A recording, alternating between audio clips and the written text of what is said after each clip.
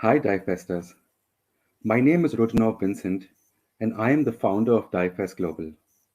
A warm welcome to you all on the third edition. This year, Diefest will focus on the future of work by addressing authenticity, belongingness, and social impact as some of the most important practices for building a more inclusive and purpose driven workforce for everyone to thrive. Before we begin, I would like to humbly thank our belonging partner, Newsella, for supporting our initiative in democratizing world class content and promoting equity in education.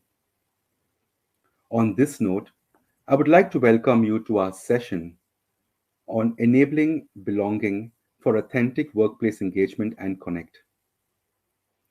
Our moderator for today is the Vice President of Diversity, Equity and Inclusion at Leaf Group. She was the Director of People overseeing talent acquisition, employee engagement, and learning and development. Prior to that, she was the Director of Administration and Operations for MetaCloud. She has worked in editorial at Variety magazine, serving as a project lead for Rizzoli book, Variety, and illustrated history of the world from the most important magazine in Hollywood by Tim Gray. She has worked at Ticketmaster, NBC Universal, Sundance Channel, and Penguin Putnam. Please welcome Tara Turk Haynes. Hi, everybody. Thanks for joining us today. We're very excited to have this really impactful conversation about belonging, which is one of the most underrated aspects, I think, of the workplace right now. Um, we are going to bring along the rest of the panel so they can give introductions for themselves as well. Here they come, loading in. Hello, everyone. So I'm going to go to my right, which doesn't look like my right on the camera, but that's fine. It's Nina. Nina, do you want to go ahead and introduce yourself and get a little bit about yourself? Happy to. Well, thank you first for having me. I'm so grateful to be here today with everyone. My name is Nina Stille. My pronouns are she, her, hers. I am located in Sacramento, California. And today I'm serving as the diversity and inclusion director for our business partners at Intel. And so we work really closely with each of our C-suite leaders to help them design and develop their strategies to reach our corporate diversity, equity, and inclusion goals. That guy behind me is Murphy, my dog. He's joining me from the couch this morning. So yeah, I'll hand it over or back to you, Tara. Excited. Okay, we're going to go down and around then. So, Salima? Hi, everyone. Oh, I love the dog in the background. Yeah. I'm Salima Bhimani, and I'm the Chief Equity and Inclusion and Systemic Change Strategist for the other bets at Alphabet. I work with all the moonshot companies that are outside of Google's core business and get them to integrate equity, inclusion, and representation from the get-go in their strategies and in the outcomes and in their business, and in terms of what their business is trying to achieve in the world. I'm actually located in Southern California, which is new. Leaving the Bay was interesting, and coming to Southern California has been fun. And I just want to thank Rudy and Tara and others of inviting me to this, and I'm really looking forward to learning with my colleagues. Welcome to Southern California on our rainy day, the one that we have probably every 2 years. Enjoy it. Okay, Hasan, please introduce yourself and welcome. Oh, thank you so much. I'll be the one from Austin. So lots of rain here every single day, every other week. So delighted to join this group. My pronouns are he, him, his. I am the OD VP for Center for Excellence for New Zealand, which is a newly incorporated role, which brings the IBL, L&D, and people partners together. Delighted to be here. My connection with belonging is very, very long. And I give the example of childhood, because my father was in the military, and every 2 years we would move to a different town, different city, and go through the whole experience of inclusion and exclusion. So delighted that we are focusing on this topic. and excited to be here. I'm also the co-founder for Coaching for Inclusion, which is a practice that we have built from ground up to focus on inclusion as a skill set for leaders. So thank you so much. Back to you, Tara. Well, welcome everyone. I'm so excited to dig into this conversation. First, what I want to remind people is if you have questions for our panelists, please put them in the chat so we can address them. We love questions. This should be a collaborative conversation. We don't want to talk at you. We want to talk with you. So the first question I have is, what does authentic workplace engagement and connection really mean for you? And I think, Niña, we talked about you kind of leading off this initial question.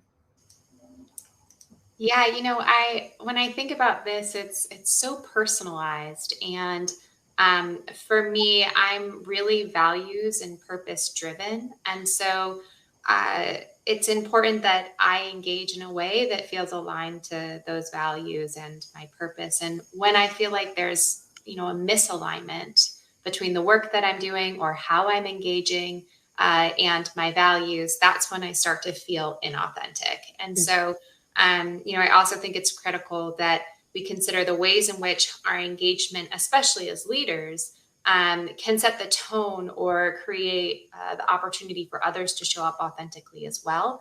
I think one way to do that is showing up with vulnerability. And the way that I do that or display that can either help or hinder the psychological safety on the team.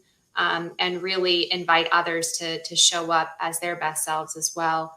And then when I kind of zoom out and think about the corporate perspective, working at Intel, I think Intel has done a lot to help provide and equip our managers and leaders with the tools to be able to create those psychologically safe environments, to understand what it means to lead with vulnerability and compassion, and provide the opportunity and community an environment for others on their teams or their peers to be able to do the same. So I think, it's important that the workplace encourages and really sets up, folks with the resources to be able to put this into practice. But then for me, it's also very personal. I really love that, because that shows how, when we talk a lot about the future of work, but I think the future of work is right now, right? And so like how we are actually changing the narrative of even our parents and grandparents and how they worked, and using words like vulnerability, which, my dad worked at Ford on the line for 40 years and would have never used the word vulnerability in a workplace setting. But I think it means so much to people to understand like how you're able to show up at work, and that you're not just like employee number XYZ. So really appreciate you sharing that. Salima, let's hear a little bit about what you think. Yeah, thank you, for setting us up really well for this conversation. I think that for me, there is it's been a transition in what engagement means, right? So this is building on what you just said, Tara. I think we were in a situation where transactional engagement was actually the baseline, where we're in a company, we're trying to achieve something. Let me go and do my thing to help that happen. But I think where we are now is the recognition that we are in a more relational world, and that engagement really is about relationships, and that we cannot have this employee-employer relationship where it's simply transactional, but that the relational nature of our experience, of our expectations, of how we're going to achieve success is fundamental. So as an example, managers understanding not only the needs of their employees in terms of like within the workplace, but also what's happening for them outside the workplace is fundamental for that manager to support that person as a whole human being. And I think that given the nature of the world that we live in now, where I would say like the sort of the walls of our institutions have become more porous, so that the external world and the internal world are blending. Whereas in the past, I think companies were set up in such a way where it was like, oh, here's our internal culture. We're going to build this thing called our culture that we're going to define, and the outside world is outside. And we will interact in the outside world if it means something like, doing like, sustainability or environment, right? But we don't engage in the way where social issues actually matter to who we are on the inside. So I think engagement is taking a very fundamental shift now where the whole human is important. And I'm not even saying that that means that we have to bring our whole selves to work, because I think we get to decide, we should be able to decide what parts of ourselves we want to bring to work or not bring to work. But as leaders and as people within organizations, I think that there really is an importance in seeing that we can no longer be in these transactional relationships and expect ourselves to be progressive, honest organizations that are actually having real impact on the world in positive ways. I love that you use the word porous, because I think that's such a good word to describe like where we are from a workplace perspective right now. Got a chance to see Aiko Bethia at LinkedIn Talent Connect last week, and there's a lot of conversation around transactional versus transformational leadership and embedding what we're talking about belonging into leadership skills. So I love, everything that you just said, Salima. Hasan, let's hear a little bit from you. Can't wait to hear your thoughts on this. I love what Salima said. I think it's also humanizing. And we also have to be very, very conscious about our managers who have just flipped the expectations. So as an example, we have these 4 boxes here. There are a number of other boxes on my side that you cannot see. Similarly, my manager cannot see those boxes. But there is a lot going on in those boxes that my manager should be curious about, should engage me in. And that's a different skill set, because when we were 9 to 5 in the office, in a vicinity, it was, I can't see any of that. And also, I'm not bringing that up. Right. That dynamic has completely shifted, which means the managers who will be different will be the ones who will be curious about the whole human being and what you're going through and what your experiences are. And if I just stop there by just being curious about it, that does not complete the whole conversation. I need to value what you bring to the conversation and the whole conversation. And I need to make sure that you feel like you belong, because it's such a different conversation for different people, because belonging means different things for different people. It also means added pressure to the manager to look out for so many different things that so many team members may be looking for. So I think there is a component with it on how we upskill, retrain, unlearn, and relearn as managers to engage with the workforce that we already have and which will become further diverse in the future.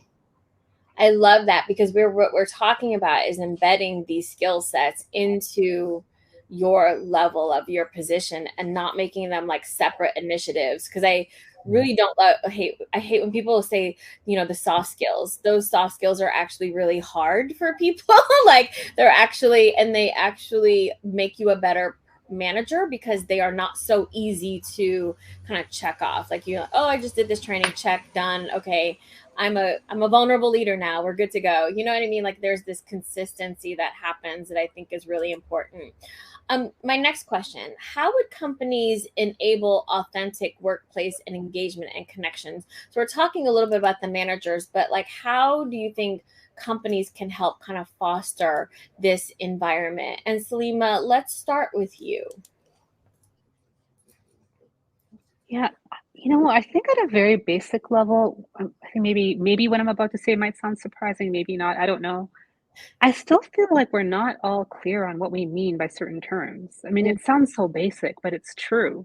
Yeah. We're not all talking about quote unquote diversity the same way. Nope. We're not all talking about equity the same way. We're not talking about inclusion the same way. We haven't aligned and agreed on what those things mean, and that we are actually in agreement that therefore there are these outcomes that we're trying to achieve.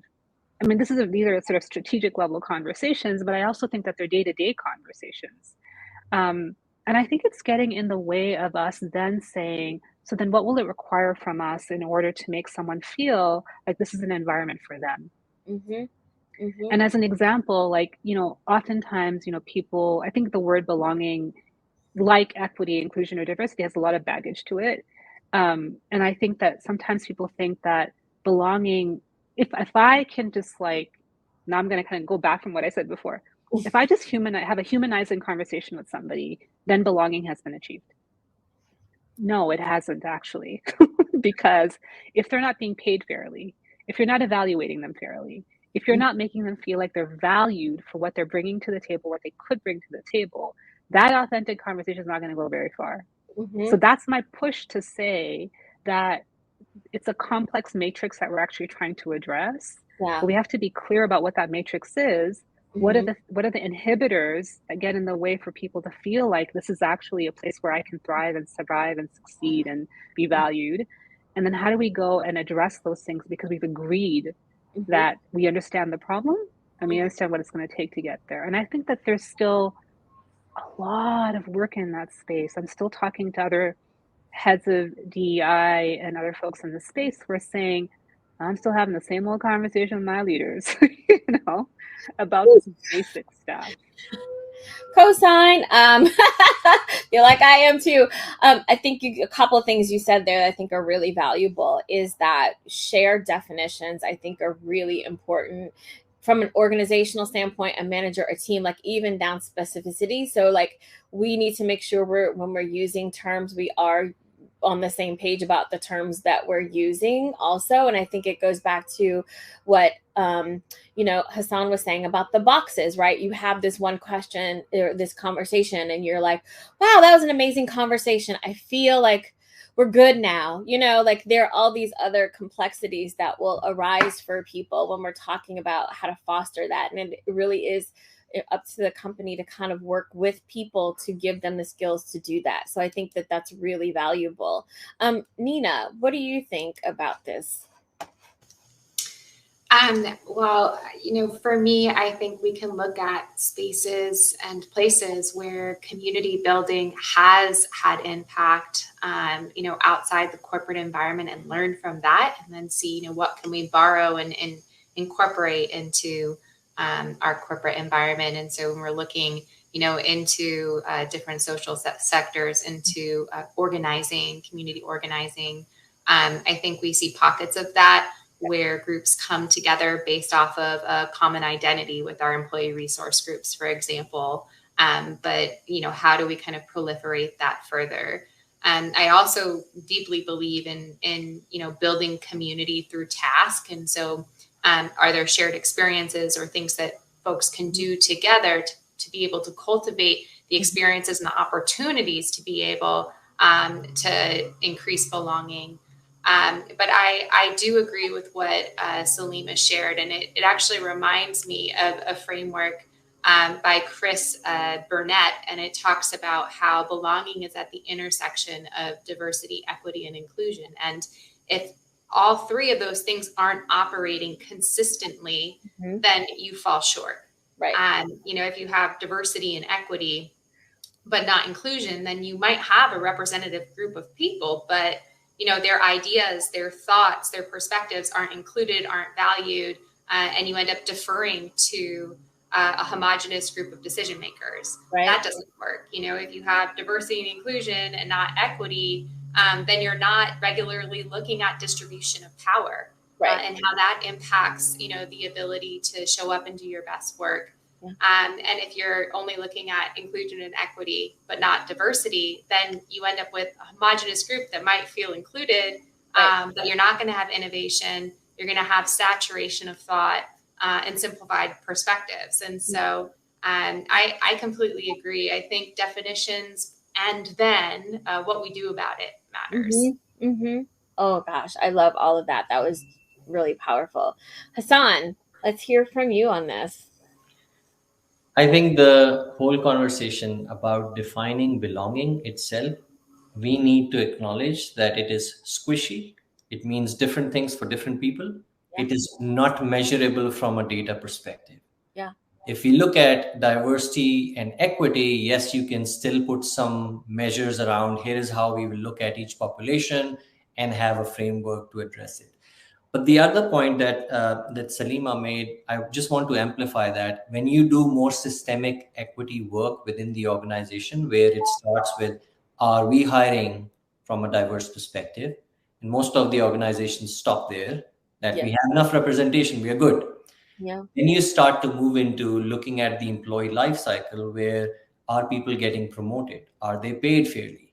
And then when they exit, what's their experience? Because there is an experience of belonging in exit too. Yeah. Believe it or not, because when people leave, what are they leaving on? Mm. And then it's consistent throughout. When you start to see more representation throughout, and especially when you are growing individuals into leaders, sometimes an individual may be looking for, do I see someone as a VP who looks like me? That's belonging for me.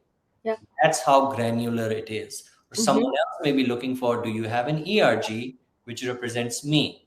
And that's belonging for me. So it becomes really hard. Where I've seen impact is when we don't try to quantify this. Yeah. Because sometimes we can do the numbers work with DEIB and it works. And sometimes it does not. This is a sentiment. This is a feeling conversation. How do I feel my relationship with my manager? And do I feel included there? Do I feel seen there? So we need to acknowledge that. And then there is a reason why we are called human beings and not human doings. We need to focus on going back to basics, which is how do we be together, and does that foster a culture of belonging on our team? A couple things you said there, which especially for onboarding and exit in terms of life cycle, your engagement surveys are undervalued. There is so much you can, and it's not always just data, it's sometimes comments where you can get sentiment in that way. So it allows, I think, for the space to be able to be specific from individuals so you can get a pattern of what people are thinking. But I think engagement surveys are so undervalued when we talk about what this work looks like for people, because I think a lot of companies are afraid to ask questions because sometimes you can't action them. But, if you phrase it in the right way, I think it's really valuable.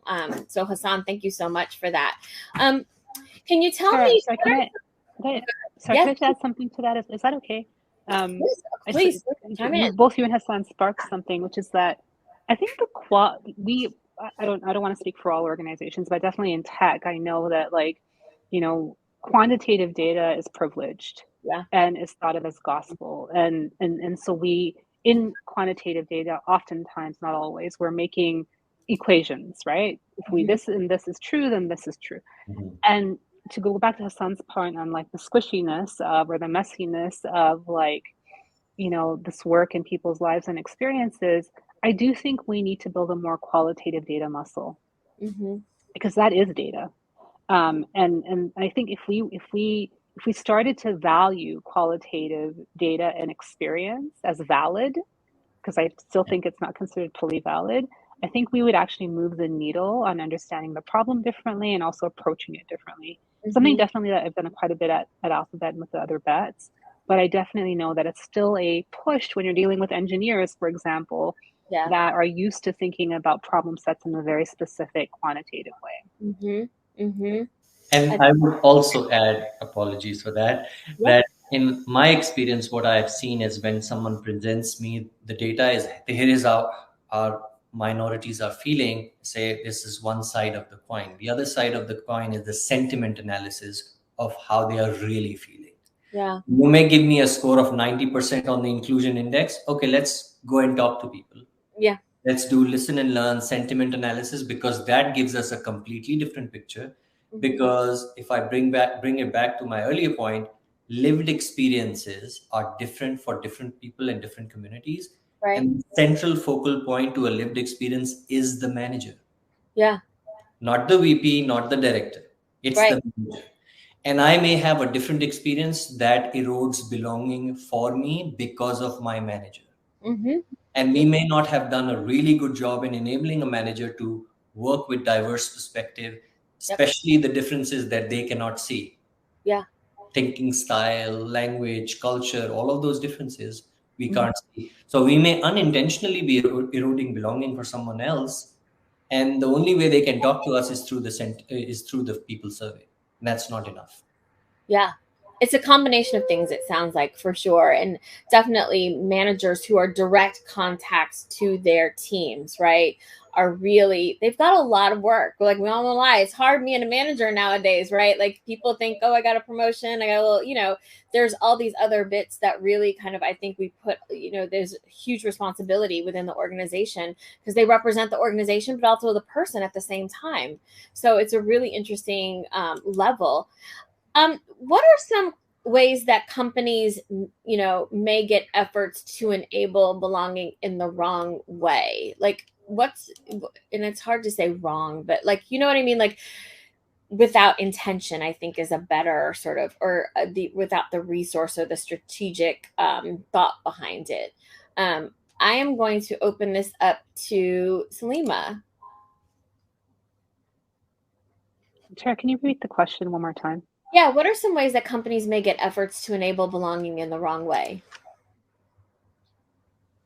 Well, I think that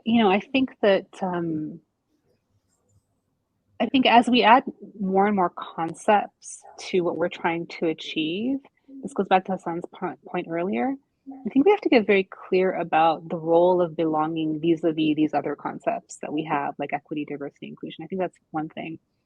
But I also think that like people, I think that leaders are still grappling with what does belonging mean in very messy social contexts that I don't feel like I can always be responsive to.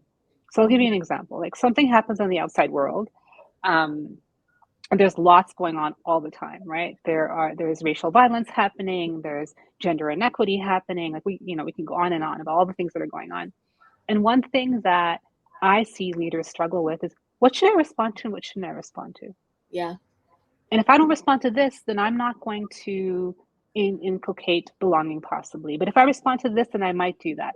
So I think what's happening here is that we are reacting and responding to moments in time as opposed to thinking about what is the muscle that I need to build over time that allows my people to feel like they're being seen, even if it's the case that I am not going to necessarily respond to every single social event that happens in the universe. Right. And I think that is a capability that leaders are going to have to build now, quite frankly, and over time. I think it's getting in the way of us figuring out what the experience of belonging is for people.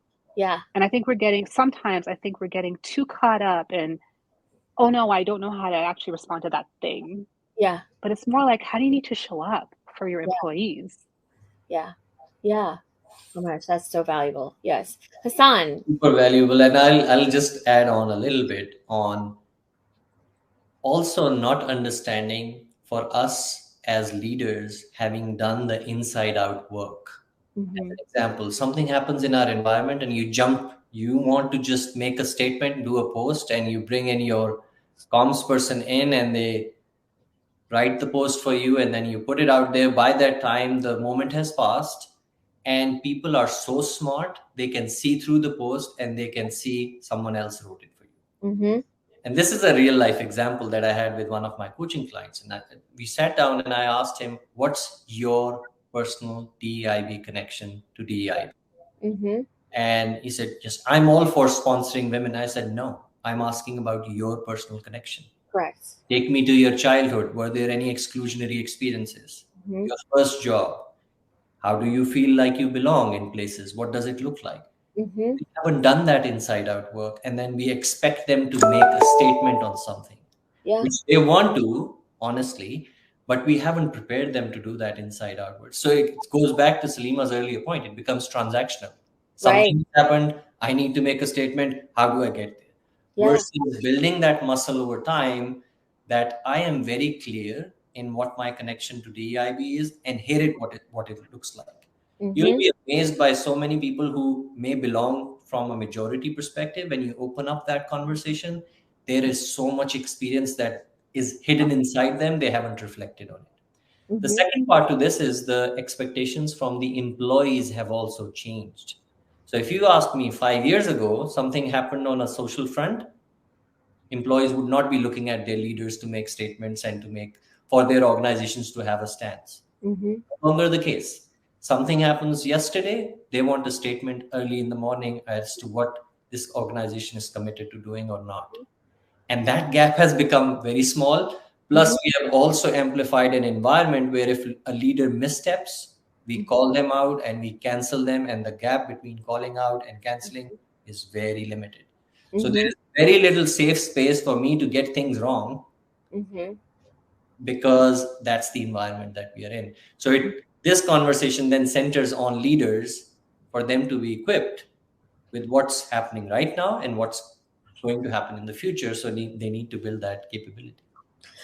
You said so many amazing truth bombs there. Hold on. So what I think stuck out for me was this ability to personalize and connect to, which I think Salima was talking about as well, so that when you are responding from a place of authenticity because you've done that work before, rather than, kind of like, being very transactional. So we're talking a lot about transformational leadership as well. Also, there's this element of when employees, I think, need leaders to respond socially to something that's happened. Sometimes that's because there's a lack of trust that I don't know how you feel because I've never known how you feel. And so I need you to use your social platform in order to tell me. And if you haven't done that by 9 a.m. tomorrow, then clearly, you're on the wrong side of things. And I think if we're not doing the work internally to allow people, which Nina was talking about earlier, this vulnerability, right, of you as a human being and talking about and showing yourself to your teams, then there is this hesitancy to understand exactly how you feel, thus canceling out this environment of belonging, right? I think there was, oh my goodness, there was a lot there. Nina, I want to hear from you. Yeah, I want to build off of what Hasan shared because it reminded me of a lot of conversations that I've had with leaders over the years who feel kind of stuck and unable to respond because they're looking for that point of connection. And especially, if you identify as white like me or identify from a position of privilege, I think rather than trying to find that one time that you felt excluded as your point of connection, think about what are the ways in which I've benefited from this system that has also hurt people that I love and care for and want to support, and how can I, work to shift the ways in which I am, kind of receiving goodies from that system. And that's the entry point to the conversation. How am I using my platform to do something different? How do I understand my privilege as an actor in this system? And not just, the one time where I felt like I was excluded as the connection point. And I think there's so much more opportunity there to explore. It's a way to kind of call in others to think differently as well. And then, the pivoting to your question around the ways in which companies, I think, might get this wrong or may have barriers to enable belonging is by taking universal approaches to this work. This requires very targeted and specific efforts. And, when I think about engagement surveys, for example, looking at aggregate scores, right? So if you're saying, okay, across the company, we're getting 95% of our employees agree or strongly agree that they feel included. Well, if you disaggregate that by race, by gender, by socioeconomic status, by LGBTQ+, and then look at them at the intersections of those identities, wow, you see hierarchy.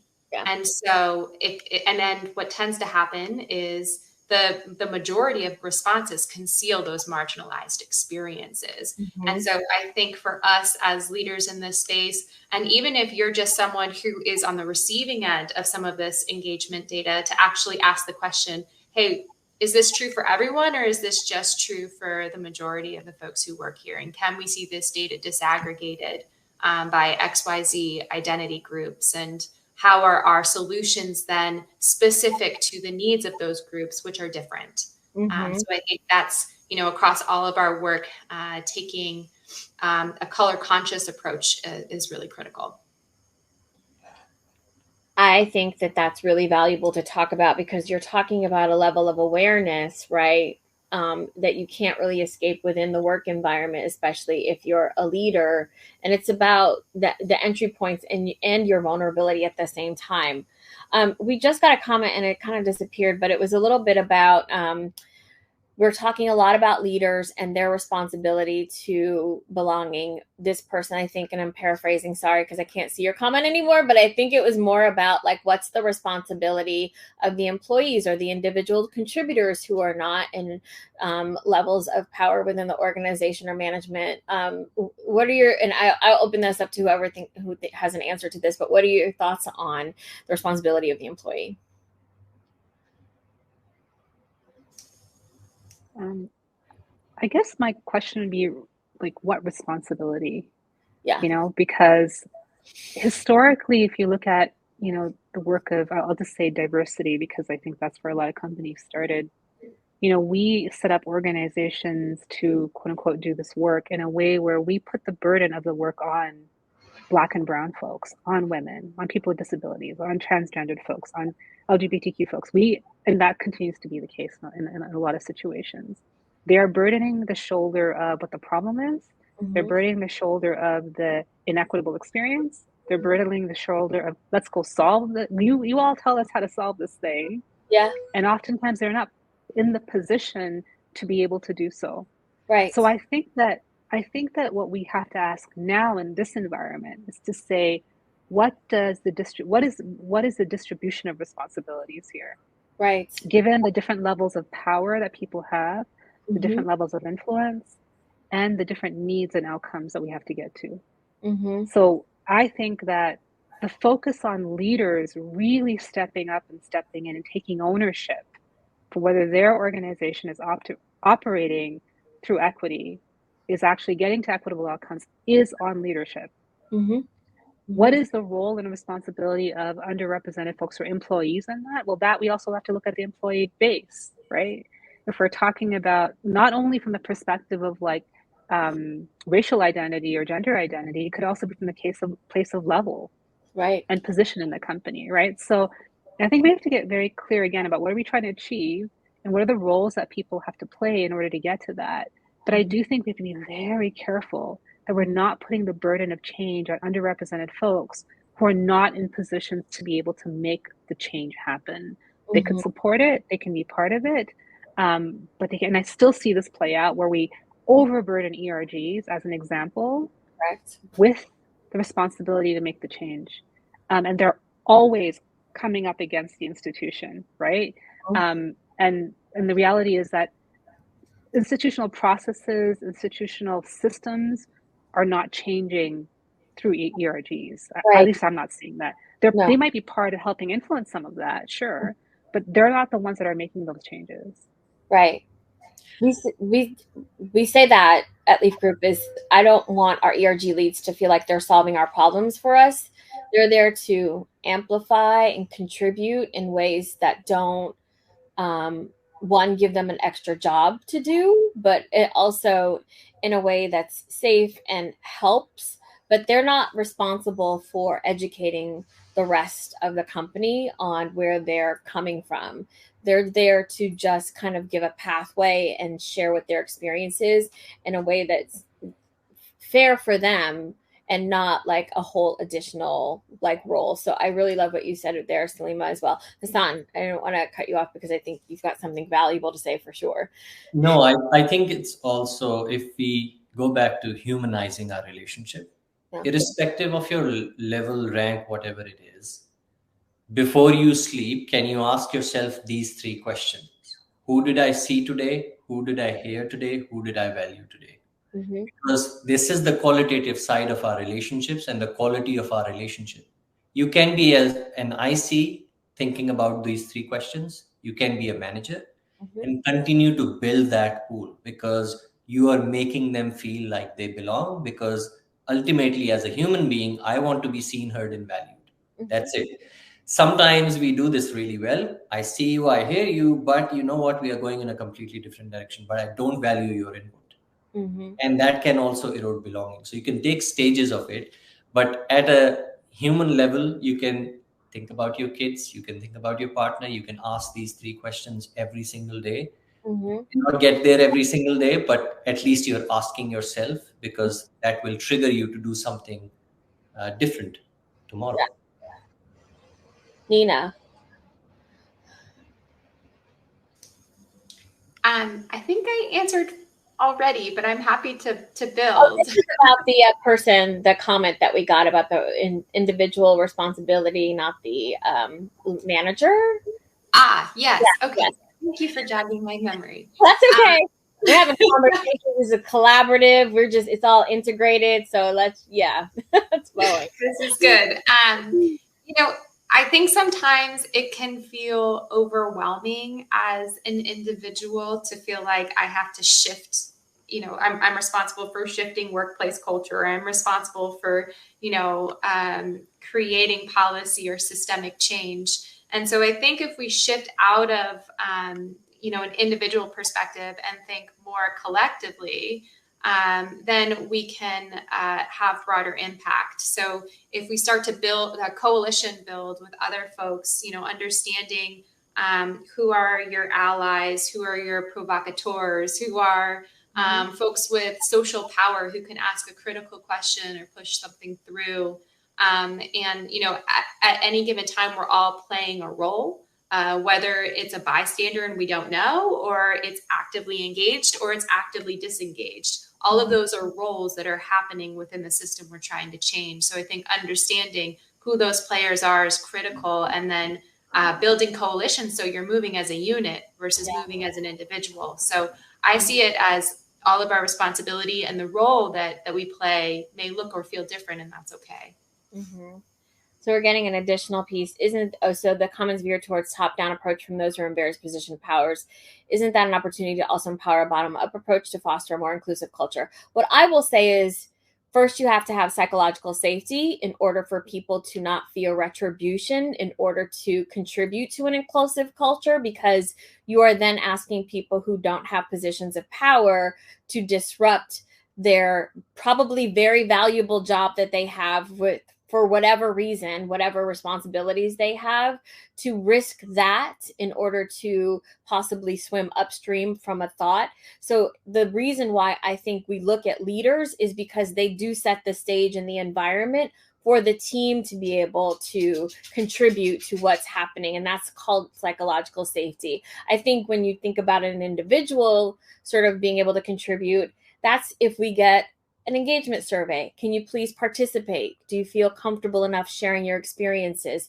I think we have to sort of, and we talked about a little bit about this, defining what everybody's roles are here, so people are very clear about the environment in which they function, so that if somebody feels like they're risking a very valuable job that they have, they're aware that they're contributing to disruption or fostering inclusiveness. Does anyone else have any further comments on that? Because I think that was a really good clarifying question there.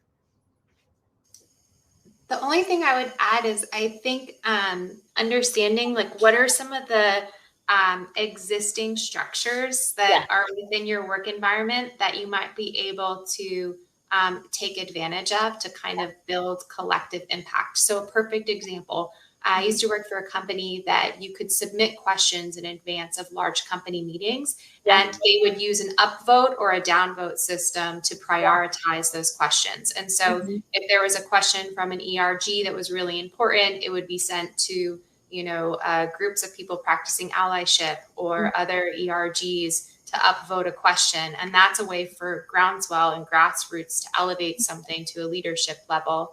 But I agree with everything that you said, Tara. Yeah. Anyone else want to contribute to that? I thought that was a really good thing to bring up, because I do think people think about this without saying it out loud. So I think it's helpful to have that conversation. I was just going to add that I think we could really, I think in order to get to kind of some kind of bottom up and top down approach, we have to kind of get clear about our own positionality within an organization. And I think this is where it gets really complicated, because I think that sometimes when underrepresented folks are told that they're in a position to actually change EID or DEI, but then actually can't change it, is very frustrating. Yeah. Yeah. It's very frustrating. It's Yeah. harmful. It's hurtful. It creates all kinds of terrible outcomes. So I think we also have to understand there's work to be done and capability to be built, I think, in an organization to understand how we actually are really, differentially positioned in our organization. That is connected back to some parts of it's connected back to our racial identities or gender identities or other aspects of our identity. But it could also be based on the power dynamics, how power flows in an organization. It might be different by company. It's not the same, Yeah. Yeah. So I think having transparent conversations about that would be actually helpful so that people start to understand what is their role. Because I sometimes hear leaders say something like, I don't have any power to make change on this. And I'm like, you tell me where you have power, and then let's talk about how we integrate EID into that. Right. So I do think that we have a lot more work to be done on this aspect of understanding our positionality. Okay, we're nearing the end of our last question. And this is a really easy question, possibly challenging answer, because I always get challenged with this. Your one takeaway. What would you want one person to take away from a conversation like this? Because there's so many amazing things here, but could you drill it down to one? I'm going to open it up. I will not kick it off to anyone. So if anyone has one thing you would like to have the listeners or audience leave with, what would that be?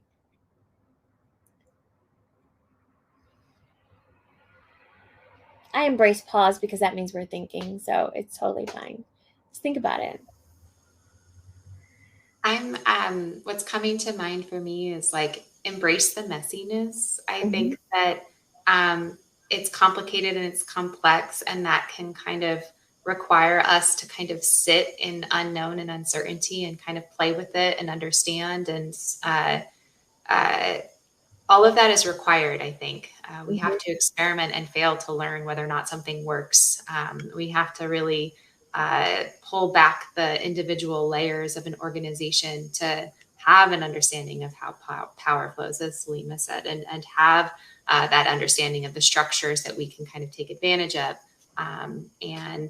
I think it's messy. And so even just in this conversation today, I'm walking away with, wow, there's 4 totally different and yet harmonious and yet, different perspectives on belonging. I love that. It is messy. It's a beautiful mess. Go ahead, Hasan. I would say key message to take away is become more curious about your relationships, all your relationships. And if there is an opportunity for me to improve a relationship, what does that look like? And you'll be surprised the person may be looking for, do you see me? Do you hear me? Do you value my input? I love it. Salima. This is kind of building off of what Nina said, but I think that there is an inherent tension in the work where, underrepresented folks, I'm going to use that as a big, broad category, and we know that that's not a homogenous group by any means, right? But underrepresented folks are historically excluded folks, might have expectations about where the organization should be or want them to be. Leaders might have expectations about where they think the organization should be or need it to be when it comes to equity, inclusion, and diversity. But I think that there's an inherent tension in that. And what we're not identifying is the tension. And I think that if I was to give one piece of advice, is identify the tension. Like, where is that tension coming from? Why does it exist? And then how do we actually get to somewhere where we come to a common place? Because otherwise, I think we're always going to be circling around each other. And it's going to require some open, honest conversation about our experiences, what's working, what's not, what we need, what we require, which is going to be different. And then, in that messiness, to go back to Nina's point, and Hasan's, the curiosity is going to be fundamental to that, right? Being open to learn from each other on things that are actually really hard. Yeah. I would co-sign all of that. And I think it's really easy about just even asking, when someone says something, tell me more. Lean into more and really creating that environment to be able to allow people to feel like they belong enough to share that more. Because a lot of us have really absolutes. What do you know to be true that no one else can shake have you waver, and you will learn that some of those things that you think are very absolute are not absolute at all, right? So when we have this awareness and tell me more, then I think we start to learn more ourselves, which I think is really valuable about belonging within the organization. I could talk about this and with you all for like a whole other week. Honestly, like I feel like this would be a weekly session. We'd have to charge though. No, just kidding. I really value all of you. I think you brought such amazing points to this conversation.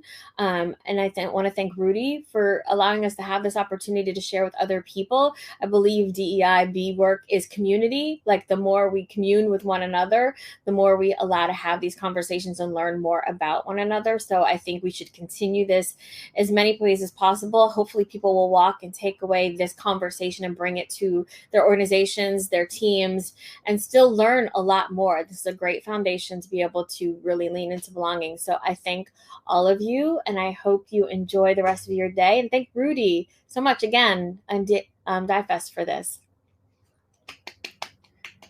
Thanks.